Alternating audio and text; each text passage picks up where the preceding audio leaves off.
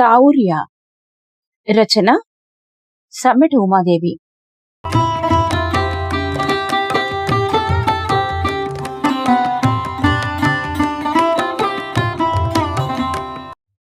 దిక్కుమాల కోతులు చూడబోతే ఈటి కోసమే మక్క పంటేసినట్టుంది.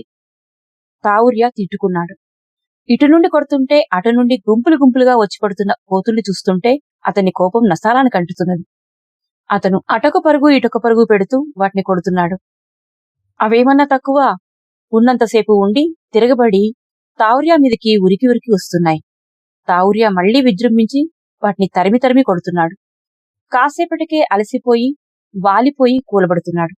ఎట్లా ఈ పంటను కాపాడుకోవాలో అర్థం కావడం లేదతనికి. కంకులు లేత పిందెలు వేసింది మొదలు పిచ్చుకలు రామచిలుకలు వాలిపోతూ ఉంటాయి. చిన్న చిన్న రాళ్లు ఏరు తెచ్చుకొని తావుర్య, అతని కొడుకులు రామ్లాల్ శ్యామ్లాల్, కూతురు బుజ్జి ఉండేలు పట్టుకొని వాటిని తరిమి తరిమి కొడుతుంటారు. అయినా లాభం లేకపోతున్నది. కలుపు తీస్తూ మందు కొడుతూ రోజల్లా కోతులను పిట్టలను కొడుతూ ఇంటిల్లిపాది చేరి మొక్కజొన్న చెరువును కాపాడుకోవాల్సి వస్తున్నది. సాయంత్రం 6-6:30 గాని పిట్టల బాధ కోతుల బాధ తగ్గడం లేదు. ఇప్పుడిప్పుడే కంకులు చక్కగా తయారవుతున్నాయి. తావుర్య జానకీల ముఖాల్లో కొత్త ఆశలు రేగుతున్నాయి. మామూలుగా అయితే తావుర్య అటు వెళ్ళగానే తండ్రి చూడకుండా అమ్మా ఈ ఒక్కటే అంటూ పిల్లలు కంకులు విరిచి పాల కంకులంటూ పచ్చి గింజలే ఇష్టంగా తినేవారు. కాస్త గింజ ముదిరాక తావుర్య పిల్లలు అతని అన్నదమ్ముల బిడ్డలంతా అక్కడే చితుకులు పేర్చుకొని కంకులు కాల్చుకొని తినేవారు. వేడివేడి కంకుకి నిమ్మకాయ బద్ద రాసి ఉప్పు కారం అద్దుకొని తినేవారు. ఈ సంవత్సరం విత్తనాల రేట్లు ఎరువుల రేట్లు బాగా పెరిగాయని, పంట గిట్టుబాటు అవడం లేదని, కంకులన్నీ ఇట్లా తింటానికే సరిపోతే ఇక పైసలొచ్చేది ఎట్లా అని తావుర్య ఎవ్వరినీ ఒక్క కంకి కూడా ముట్టుకొనివ్వడం లేదు. అట్లాంటిది పంటంతా కోతుల పాలవుతున్నదే అని తావుర్యకి జానకికి చెప్పలేనంత బాధగా ఉన్నది. చాలా కాలానికి తన ఇంటికొచ్చిన బావుమర్దికి తన కష్టాన్ని చెప్పుకున్నాడు తావుర్య. ఏం చెప్పాలే దీరు, అస్సలకే వాన బడి పడక పంట చేతికందుడే కష్టమైతాంది. కాలు రెక్కలు నొయ్యంగా పోయి గంపెడు కంకులు అమ్ముకుంటే వచ్చే పైసలు పొయ్యి మీద అన్నం కుండకేసాల్తలేవు. ఇక పిల్లగాలని ఎట్లా సాదుడో నాకైతే సమజైతలే. నడుమగి కోతుల బాధ ఎక్కువైపోతున్నది. పాడుబడ్డ కోతులు పంట మీదనే కాదు ఊర్లకు కూడా పోయి ఇండ్ల మీద పడతా అంటే పంచాయతోళ్లు వ్యాన్లా కొండముచ్చుని తెచ్చి బజార్లో దిప్పుతున్నారంట. కొండముచ్చలు చూస్తే గీ కోతులకి అంత భయం ఎందుకో గాని ఏడాడ కోతులు మస్తుగా తిరుగుతున్నాయో ఆడాడ కొండముచ్చలను తిప్పుతున్నారట. మనం కొండముచ్చలను ఏడ నుంచి తెస్తాం? పంచాయతోళ్లు మన కోసం ఈడ కొండముచ్చలను ఎందుకు తిప్పుతారు అని బాధపడ్డాడు. గది నిజమే గాని మా ఊరి దిక్కు పోరగాళ్లు ఎలుగొట్ల ఏషం కొట్టి చేనులలో తిరుగుతున్నారు. అవిటిని చూసి కోతులు కురుకుడు కాదు. చెప్పి నవ్వాడు దీరు. ఏందేంది? మల చెప్పు పోరగాళ్ళు ఎలుగొడ్డేషం కడతా అనరు, ఇదేమి చిత్రముల్లా అంటూ ఆశ్చర్యపోయాడు తావుర్య. అంతలోనే ముసిముసి నవ్వులు నవ్వాడు. ఏంద్రవారి మీరు గిట్టగా ఏషం కడతారా మళ్ళా అని కొడుకులను అడిగాడు. ఓ కడతన్నాయినా సంబరంగా అన్నారు రామ్లాలు శ్యామ్లాల్. ఏంది నిజంగానే పిల్లగాలతో ఏషం కట్టిస్తావా ఎట్లా? జానకి చాలా ఆశ్చర్యపోయింది. అవు మళ్ళా, లేకుంటే కోతులు నాప్పుడు మన వశమైతేలే, ఏదో ఒకటి చేసుడే స్థిరంగా అన్నాడు. మరిగా ఎలుగుడ్ల డిరెస్లు ఎట్లా మామా పిల్లలు అడిగారు. నేను తెస్తతి, ఎట్లనో ఒకట్లా తిప్పలు పడాలే కదా, మా ఊరి పొరగాళ్లను ఒక 1 నెల రోజులు మనకిమ్మని అడుగుతలే అన్నాడు. అనడమే కాదు 3 రోజుల్లో ఎలుగుబంటి దుస్తులు తీసుకొచ్చి ఇచ్చాడు.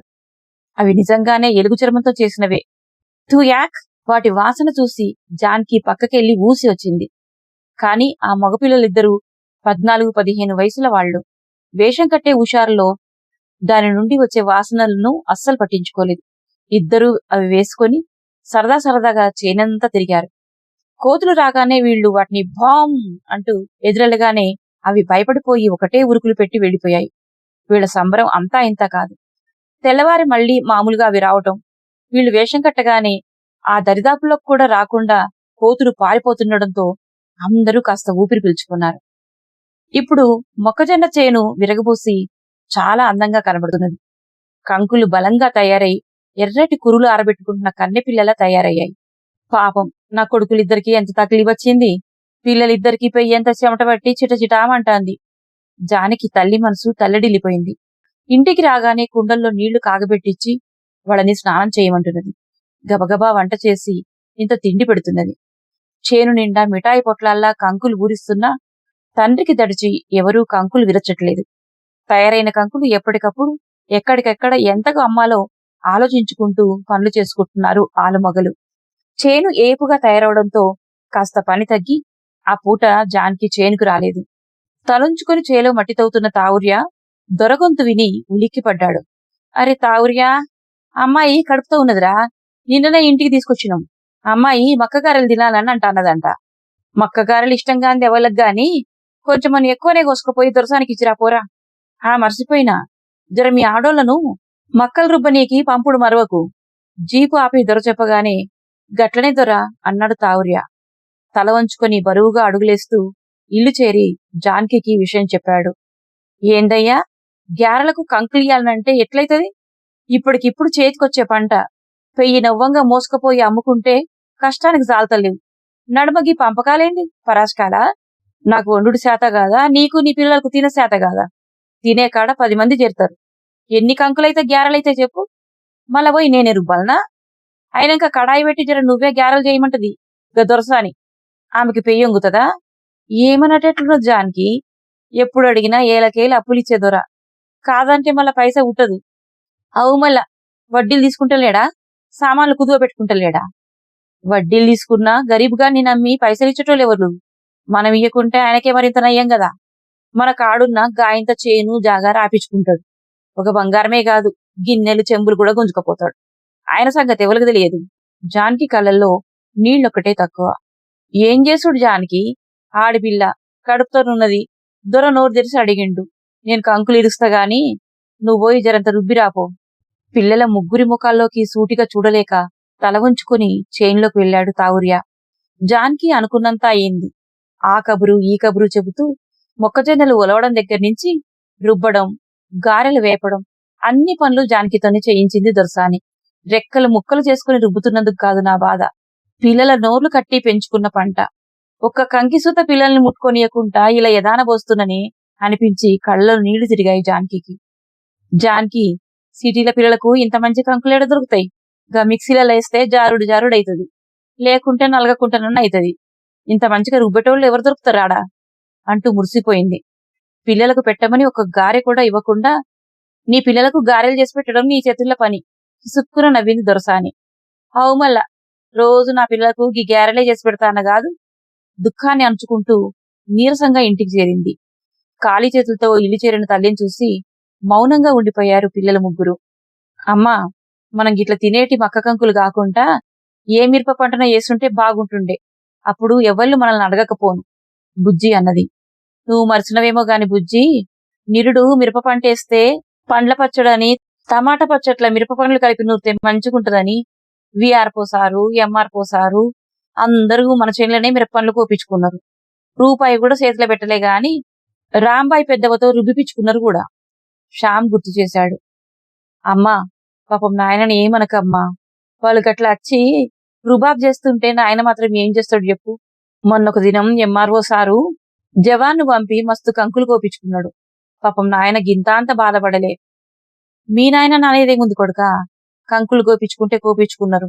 గరీబుగాడు రెక్కల కష్టం చేసుకొని వేసుకున్న పంట అని పోయేటప్పుడు వాళ్ళు తీసుకున్న దాంట్లో సగమన్నా ఒక 20 50 చేతిలో పెడితే తప్పేంది? ఇంతట్లకే బిల్డింగ్లు కడతారా ఎట్లా? మిరప పంటేసినా పత్తి పంటేసినా తినేదైతే అన్నమో రొట్టెలే కదా, అవిటికైతే చేతిలో పైసలు ఆడాలి కదా. పిల్లగాండ్లను పస్తులు పడుకోబెట్టాలనా ఎట్లా? అరెకరం కుదవబెట్టి 1 ఎకరం పంటేసినోళ్ళు ఉన్నారు, పుస్తలు తాకటి పెట్టినోళ్ళు ఉన్నారు, గొడ్లు గోదలు అమ్ముకున్నోళ్ళు ఉన్నారు. ఇవన్నీ వాళ్ళకి ఏర్పాటేనా?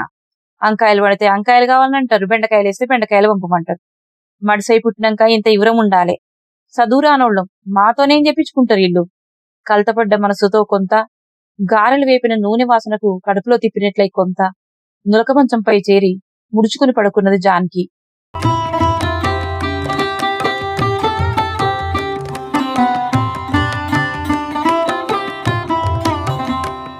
పోయినేడు మైదాకు అమ్ముకుందామని చేతులు గీర్కపోంగా కోసుకొచ్చి అమ్మబోతే రేల్గాడి దాకా పోక మునిపే దొరగారి భార్య పిల్లగాండ్లు కావాలన్నవట్టే. నేను కోసుకొచ్చిన మైదాకు చూసినాక ఇక మనూరు సర్పంచులకు, గుడిల అయ్యగారికి, దుక్నంల కోమటాయనకి అందరికి మైదాకు పండిన చేతులు చూడాలని వాళ్ళ ఆడోళ్ళ మీద మస్తు ప్రేమ ఉటికొచ్చాయి. ఇక పోలీస్ ఆయన వాళ్ళ చెల్లెలకి కావాలన్నాడు. పోనీతి అందరు మనస్సుంటే ఆడోళ్లే కదా, మైదా కంటే ఎవరికైనా పానమే కదా అని అందరికింత పంచిన. ఇక మిగిలింది నేను నమ్మిందెంతో నాకు వచ్చిందెంతో భగవంతుని కెరకక్క. కలుపు తీస్తానికి సాయానికి వచ్చిన రాంబాయితో జానకి అన్నది, అయ్యో జానకి, నేను సుత నా యారాలి తక్లిబు నా తక్లిబు ఏ దేవుడు తీరుస్తాడో అనుకుంటా. ఇక సీతవలక పండ్లప్పుడు కూడా ఇద్దరం జంగలంతా తిరిగి తిరిగి ఎట్లనో కోసుకొచ్చి ఆకులు గప్పి పండబెట్టేటోళ్ళు. ఇక అమ్ముకుందాం అనుకునేటాళ్లకు, దొరపిల్లలకు, సర్పంచి భార్యకు, రైల్ స్టేషన్ సార్కు వాళ్ళు రుబాబుగా అడుగుడు, మనం నోరు మూసుకొని పంచుడు. మిగిలిన పండ్లు గంపలకెత్తుకొని మనం నడవంగా నడవంగా సితికిపోయేటి ఎన్నో, అమ్ముడయ్యేటి ఎన్నో మనకే తెలుసు. కాళ్ళు నవ్వంగా నడుచుడు, బాకీలున్నట్టు పంచుడు. కర్మ. ఇప్పుడు గీ మక్క కంకులు కూడా గిట్లనే అయితాన్నాయి. 2 దినాలకో పారి మనుమలకు కంకులు కావాలని జీపులచ్చి అడిగి తీసుకుపోతున్నాడు దొర. ఆయనకే గాక ఆయన సోపతోళ్ళకు కూడా ఏమంటాడు. ఏమంటాం, ఏమనలేక అడిగినప్పుడల్లా 25 కంకులు దాకా పంపుతున్నాడు. ఈ గరీబ్గానికి ఇత్తులకు, పురుగు మందులకు ఎడ నుండి వస్తాయని ఒక్కడు సోంచాయించాడు. మా ఊరి పక్క తండాలోళ్లే, మా చేలల్లా మా ఊళ్ళల్లా పనిపాట చేసుకున్నటోళ్లే అనుకుంటా కందికాయలు, కంకులు అన్ని రుబాబుగా అడుగుడు తెలుసు గాని, మా ఓళ్లే గరీబ్గాళ్ళు మరి ఏం తింటారు, ఎట్లా బతుకుతారు, 1 రూపాయి ఇద్దామని చూడరు. మాటల్లో కష్టాలు తీరడం లేదు గాని జానకి, రాంబాయి పని అలసటను మాత్రం మర్చిపోగలుగుతున్నారు. ఇలా ఇంటి ఆడవాళ్ళు పనికొచ్చినప్పుడల్లా కాస్త వీలు చిక్కి తావుర్య నష్టమో లాభమో అప్పుడు కొన్ని కంకులు గంపల వాళ్లకు వేస్తున్నాడు. ఆ కాసిన్ని డబ్బులు చేతుల్లో ఆడితే గాని తిండికి జరుగుబాటు అవ్వదు. విరిచినవి విరువంగా, అమ్మినవి అమ్మగా, కాస్త ఆలస్యంగా వేసిన మరో 1/2 ఎకరం పంట ఇప్పుడిప్పుడే చేతికందుతున్నది. దానిమీదే ఆశ పెట్టుకున్నాడు. కోతుల బాధ కాస్త తగ్గిందనుకుని పిల్లలిద్దరూ చేనుకు ఎలుగుబంటు బట్టలు తెచ్చుకోవడం లేదు గాని, ఇన్నాళ్ళు కాస్త ఆగిన కోతులు ఇప్పుడు మళ్లీ వస్తున్నాయి. దాంతో రేపు ఏమైనా సరే ఆ బట్టలు మళ్లీ వేసుకోవాలి, మళ్లీ కోతుల్ని భయపెట్టాలి అనుకున్నారు పిల్లలు. మర్నాడు తావుర్య చేనుకు చేరుకునేటప్పటికి రామచిలుకలు కంకులపై వాలి పొట్ట నింపుకుంటున్నాయి. అంతే, పోగేసుకున్న రాళ్లతో బుజ్జి ఉండేలు తీసి పిట్టలన్నిటినీ కొట్టసాగింది. మరి కాసేపటికి కోతుల దాడి మొదలైంది. ఇక తమ వెంట తెచ్చుకున్న ఎలుగుబంటి దుస్తులు ధరించి వచ్చిన కోతునల్లా తరిమి తరిమి కొట్టారు శ్యామ్లాల్, రామ్లాల్.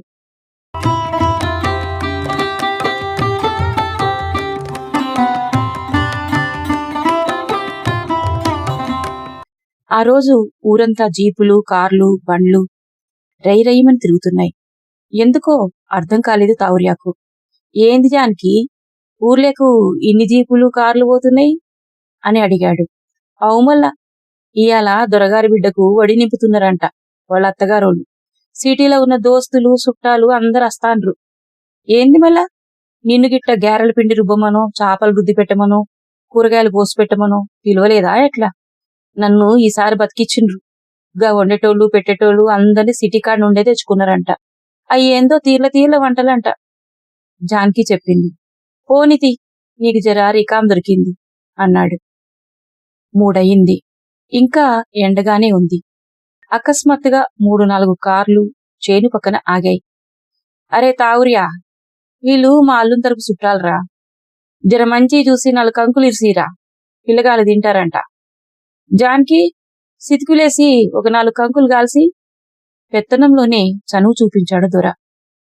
సొంత చైన్లో తిరిగినట్టు తిరుగుతూ దొర చెప్పగానే కీలుబొమ్మ ఆడినట్టు తావుర్య, శ్యామ్లాల్ కంకులు ఇరుచుకురావటం, బుజ్జి అన్నింటికీ పొట్టు తీయటం, జానకి, రామ్లాల్ చితుకుల మీద కంకులు కాల్చిపెట్టడం అలా 1 గంట సాగింది.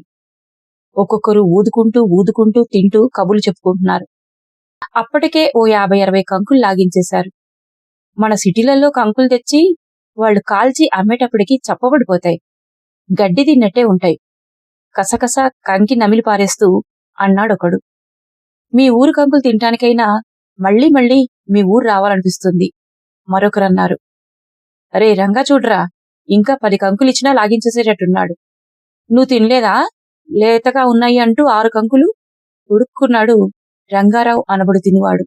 సరదాగా అన్నాం కాని నీకు తినాలంటే మరో 2 తిను, మళ్లీ ఇంత లేతగా తాజాగా ఎక్కడ దొరుకుతాయి? అదేదో వాళ్ళ సొంత పొలం అన్నట్టు చక్కగా తింటూ మాట్లాడుకోసాగారు. పంట మీద ఉన్న చిన్న చిన్న ఆశలను తుంచేసుకుంటూ కంకులను తెచ్చిపోస్తున్నారు తావుర్య, శ్యామ్లాల్.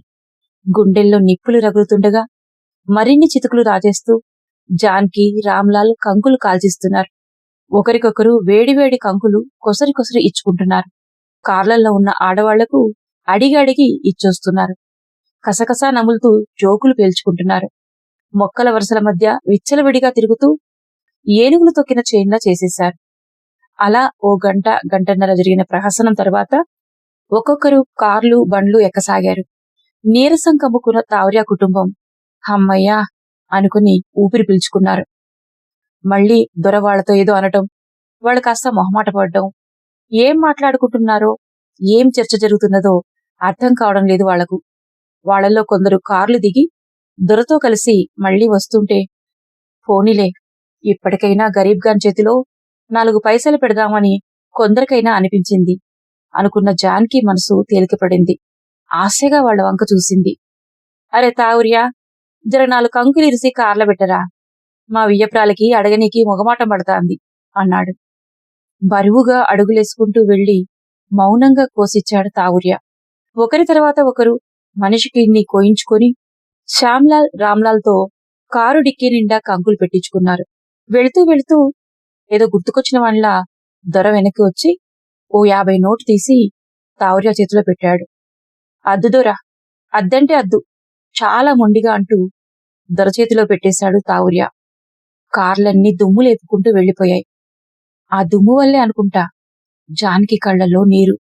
చేనంతా చిందరవందరగా ఎక్కడ పడితే అక్కడ తినిపారేసిన కంకిబెండ్లు, వాళ్ల బూటుకాళ్ల అడుగులు.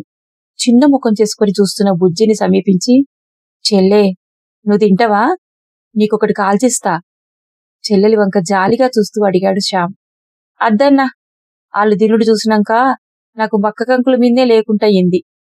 చేనంతా ఊరపందులు దొక్కిన నేల తీరయింది విరక్తితో అన్నది. ఇంతలో, అన్నా, అగ్గో మళ్ళా అచ్చినాయి పాడుకోదులు, దాదా గవట్టలేసుకో, కోతల కొడదంపా గట్టిగా అరిచాడు శ్యామ్లాల్. అద్దురా, అద్దు, వాటిని ఆపకుండ్రి. తండ్రి మాటలకు ఆశ్చర్యపోతూ ఇద్దరూ ఆగిపోయారు. అంతే, కోతులు స్వేచ్ఛగా విజృంభించాయి.